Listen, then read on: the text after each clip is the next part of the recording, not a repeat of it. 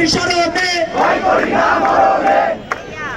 প্রিয় রাজশাহীবাসী, আমাদের রায়হান ভাই এবং শহীদ আঞ্জুম ভাই, সাকিব আঞ্জুম ভাই যে জীবন দিয়েছে, তারা শুধুমাত্র জীবন দেয়নি, তারা একটা মেসেজ আমাদেরকে দিয়ে গেছে। কোনো ধরনের স্বৈরাচার, কোনো ধরনের সন্ত্রাসবাদ, কোনো কিছু যেন আমাদের মাঝে না থাকতে পারে, আমরা যেন সমূলে সেটা নিষ্পাত করে উড়িয়ে দিতে পারি। এই জন্য তাদের যে বার্তা, সেটা যেন আমাদের মনে গেঁথে থাকে, এটাই তাদের আমাদের দেওয়া বার্তা। এই মুহূর্তে আপনাদের সামনে বক্তব্য নিয়ে আসছে বৈষম্য বিরোধী ছাত্র আন্দোলনের রাজশাহী বিশ্ববিদ্যালয়ের অন্যতম সমন্বয়ক মেহেদী হাসান মুন্না ভাই।